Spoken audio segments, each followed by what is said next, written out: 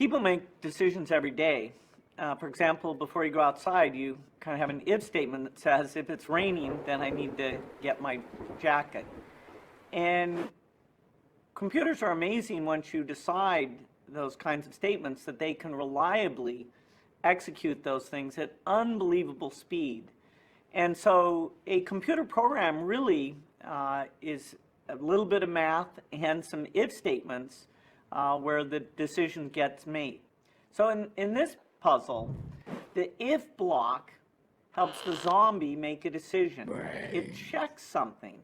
For example, let's use the block that says, if there's a path to the left, and put a turn left command inside it.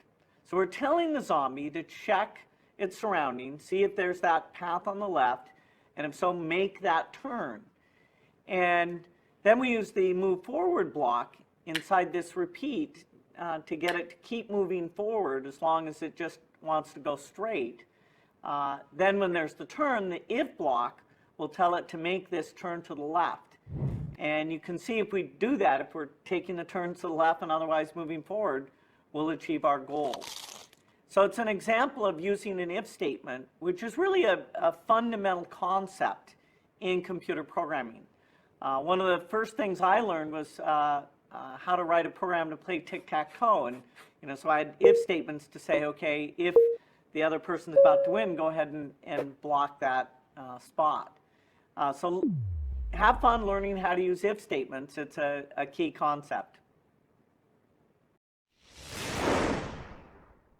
Understanding coding is a weapon.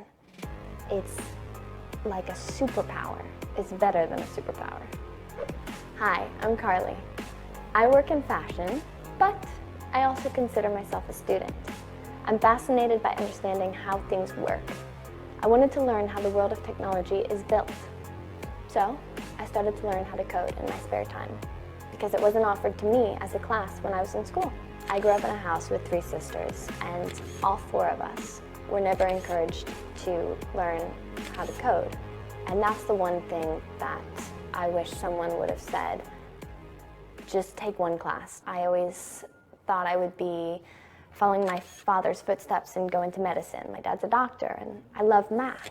I ended up having a career in fashion. You know, there's not much math that I use in my day-to-day life for my work, but I am fascinated by computer sciences, by understanding programming, by understanding how things are built. I happen to be a closeted super nerd.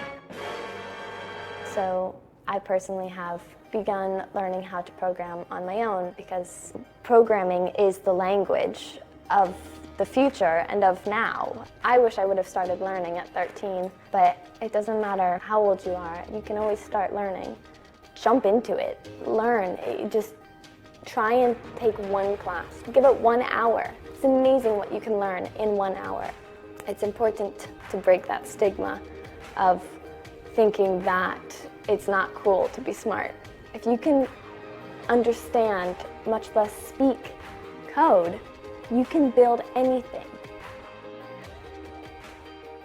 By the way, the games are so much fun. I spend so much time playing with the different games that are probably targeted to 12-year-olds. No, there's this funny story where so I like going for walks around, and it's California, right? So it's beautiful, and there's this one loop that I used to go on when I was at our last office, where there are these few kids who they'd ride their bikes, and every day when I'd walk by this one guy, he'd ask me, he'd just yell questions at me, like, "Hey, Mr. Zuckerberg," Mr. Zuckerberg, what? I want to learn how to program. What should I do? Should I try to what system should I learn how to program? I'm like, well, what do you have? A Windows computer or a Mac or a phone, or what do you want? He's like, well, I want to build an iPhone app. I'm like, all right, great. So go download the developer kit for iPhone. So then I'd come back a couple days later and he'd just say, yeah, my loop. And he's like, okay, so I went to go download the developer kit, and my mom says it's $99. Should I get it? I'm like, yeah, tell your mom you should get it. So he's like, okay, I'll go do that. And then a few days later, I'd come back and he's like, all right, I got the developer kit, and my mom says I can get it. So now what's the first thing that I should get started doing? So I'm like, all right, well, first try to learn this. And then like this would just go on for weeks. And I can't say I didn't teach him how to program, but it was really gratifying to know that in some small way, maybe I could help out teaching the next generation of folks who are going to become engineers. When I first got rolling, it was kind of easier back then in some ways and harder in other ways. The actual code was easier back then. At the same time today, you have much better resources. You have code.org, you have search results for pretty much any tech question you would ever want to ask. You have school courses, you might even have teachers today that know how to code, understand how the internet works, and can teach you. That's a pretty incredible resource that I didn't have around me growing up. Probably the first website I ever built was just copying the HTML code from yahoo.com and just editing it until it was David's website. And the more you do that, the more you actually start to learn the language yourself, and you're able to start to build the stuff from scratch.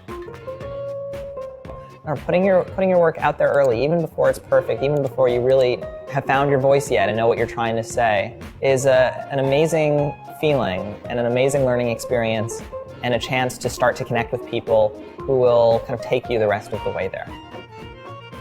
But if you have any aspirations of putting your idea, putting your work out there into the world, start now.